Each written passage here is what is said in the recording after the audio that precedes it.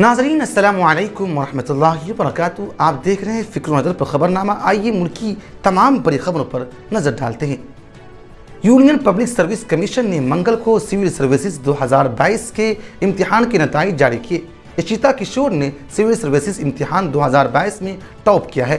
गरिमा लोहिया और ओमा हेरेती ने बितरतीब दूसरा और तीसरा मकाम हासिल किया है। उसके अलावा स्मृति मिश्रा, मेयर हजारिका, वसीम अहमद भट्ट, अनुरोध यादव समेत 10 उम्मीदवारों ने अपनी ज़हनी सलाहियतों का मुजाहिरा किया और इस इंतहाई मुसाबकती इम्तिहान में शानदार कारकर्दगी का मुजाहिरा किया। सिविल सर्विसेज इम्तिहान 2022 में 933 उम्मीदवारों ने कामयाबी हासिल की। दिल्ली के जंतर मंतर पर पहलवानों का एहतजाज जारी है। उनका धरना 1 माह तक जारी रहने वाला है। सियासी पार्टियों से लेकर खाप पंचायत भी पहलवानों की हिमायत में आगे आए। पहलवान मुसलसल रेसलिंग फेडरेशन के सदर ब्रजभूषण शरण सिंह की गिरफ्तारी का मुतालबा कर रहे हैं। इसी सिलसिले में जेएनयू में बाएं बाजू के हामी तलबा भी पहलवानों की हिमायत के लिए आगे आए। रेसलर्स 23 मई को शाम 5 बजे इंडिया गेट पर कंडल मार्च निकाले।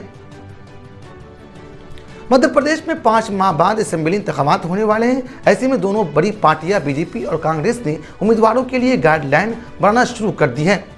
इस बार बीजेपी ने असेंबली इंतखाबात में 70 साल को अबूर करने वाले रहनुमाओं का टिकट काटने की तैयारी कर ली है। ऐसे में पार्टी के लिए उन बुजुर्ग रहनुमाओं की नाराजगी को संभालना मुश्किल होता जा रहा है जो अपने इलाके और आसपास के इलाकों में बहुत बाअसर है।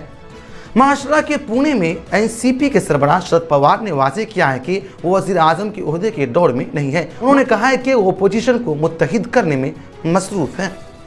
कौमी इंसानी हकूक़ कमीशन ने पीलीभीत जिला में पुलिस की गैरकानूनी कार्रवाई की वजह से जिनसी ज्यादती की मुतासिरा की वालिदा की मुबैना खुदकुशी के सिलसिले में उत्तर प्रदेश हुकूमत को नोटिस जारी किया है। एक बयान में एनएचआरसी ने कहा है कि कमीशन ने एक मीडिया रिपोर्ट्स का अज खुद नोटिस लिया जिसमें कहा गया था कि उत्तर प्रदेश के पीलीभीत जिला में एक 45 साल किसान ने खुदकुशी कर ली, जबकि पुलिस ने उसकी नाबालिग बेटी की अगवा और जिनसी ज्यादती के मुलजिमीन के साथ मुआहदा किया। मुबैना तौर पर मुतासिरा का ताल्लुक दर्जे फेहरिस्त जात से था। कमीशन ने उत्तर प्रदेश के चीफ सेक्रेटरी और डायरेक्टर जनरल ऑफ पुलिस को नोटिस जारी करते हुए 4 हफ्तों में तफसीली रिपोर्ट तलब की है। रियासत महाराष्ट्र के जिला हल्दाना में तेज रफ्तार ट्रक और बस की टक्कर में कम से कम 8 अफराद हलाक और 13 दीगर जख्मी हो गए। एक सीनियर पुलिस अफसर ने मंगल को इत्तला दी। यह हादसा मंगल की सुबह तकरीबन 6 बजे महाराष्ट्र के बलदाना जिला में सनखेर राजा के करीब मुंबई नागपुर हाईवे पर पेश आया। जनूबी अमेरिकी मुल्क गियाना में एक बोर्डिंग स्कूल के हॉस्टल में आग लगने से कम 20 बच्चे हलाक हो गए। आग लगने की असल वजह का अभी तक पता नहीं चल सका है। हंगरी और कतर के दरमियान गैस खरीदने को लेकर मुआहदा हुआ है। हंगरी के वज़ीर आज़म कतर के अमीर शेख तमीम बिन अहमद अस्सानी के साथ बातचीत की। हंगरी के वज़ीर आज़म ने कुदरती गैस की खरीदारी के लिए कतर के साथ एक मुआहदे पर दस्तखत किए।